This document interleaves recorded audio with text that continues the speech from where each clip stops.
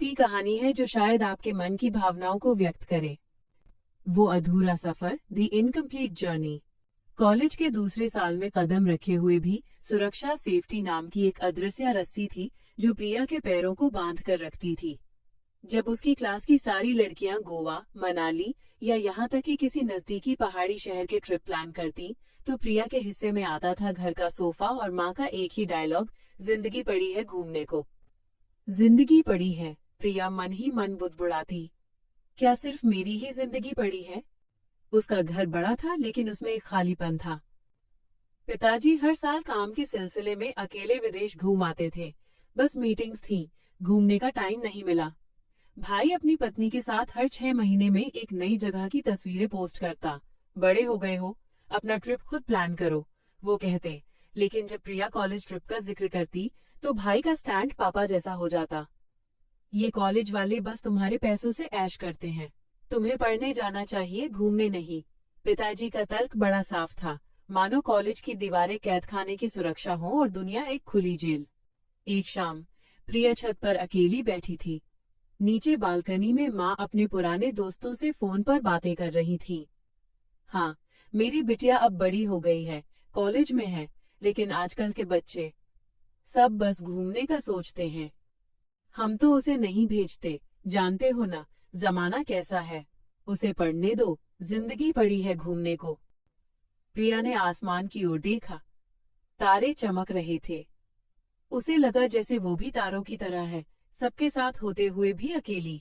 उसे लगता था कि बाकी सबने तो अपनी अपनी ट्रेन पकड़ ली है, पापा की बिजनेस क्लास, भाई की हनीमून एक्सप्रेस, और वो बस प्लेटफॉर्म पर अकेली खड़ी है, अपनी ट्रेन का इंतजार कर रही है जिसके आने की तारीख कभी बताई ही नहीं गई। उसे दुख इस बात का नहीं था कि वो बाहर नहीं जा पाई, दुख इस बात का था कि उसे भरोसा, ट्रस्ट नहीं किया गया। उसे कभी अपने सफर का फैसला लेने नहीं दिया गया, जबकि बाकी सब खुद से रास्ता बनाते थे। अगले दिन कॉलेज में ट्रिप की आखिरी तारीख थी। प्रिया ने फॉर्म लिया, लेकिन इस बार उसने इसे फीस काउंटर पर जमा नहीं किया। वो फॉर्म लेकर सीधे पिताजी के पास गई, जो खबरें देख रहे थे। पापा, उसने फॉर्म उनकी तरफ बढ़ाते हुए कहा, मुझे पता है आप क्यों मना करते हैं, सुरक्षा की चिंता है। पर देखिए, अगर मैं कभी खुद से दुनिया नहीं देखूंगी तो क्या मैं कभी सेफ रहना सीख पाऊंगी? आपने और भैया ने तो दुनिया देखी है, पर मुझे हमेशा मना कर दिया। मुझे भी बड़ा होना है पापा, न सिर्फ उम्र में बल्कि फैसलों में भी। उसकी आवाज में कोई नाराजगी नहीं थी, सिर्फ एक शांत अपील, प्ली थी। पिताजी ने खबरों से आंखें हटाईं और पहली बार उस फॉर्म को देखा। फिर उन्होंने अपनी बेटी को देखा, जो अब सचमुच बड़ी दिख रही थी, बस अपने अधूरे सफर की अनुमति मांग रही थी। उन्होंने फॉर्म हाथ में लिया। मुझे पता है आप क्या सोचेंगे, प्रिया ने धीमी आवाज में कहा, लेकिन मुझे इस ट्रिप के पैसों से कोई ऐश नहीं करनी पापा। बस मुझे एक बार खुद के फैसले से खुद की जिंदगी का रास्ता ढूंढना है। पिताजी ने एक लंबी सांस ली।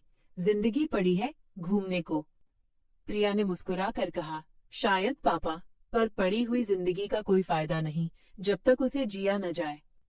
पिताजी ने कुछ नहीं कहा। हाँ, उन्होंने सिर्फ पेन उठाया और फॉर्म पर अपने हस्ताक्षर कर दिए। वो सुरक्षा की रस्सी शायद थोड़ी ढीली पड़ गई थी। अगला कदम आपके लिए। आप में अगर आपको मेरी कहानी सुनकर अच्छा लगा और आप मेरी अगली कहानी का इंतजार कर रहे हैं, तो नीचे सब्सक्राइब का बटन दबाकर इस कहानियों के सफर में मेरे साथी बन जाइए। इस चैनल पर हम सिर्फ कहानियां नहीं सुनते, बल्कि एक दूसरे से जुड़ते हैं। अगर आप भी हमारे इस कहानी परिवार का हिस्सा बनना चाहते हैं तो सब्सक्राइब जरूर करें। 2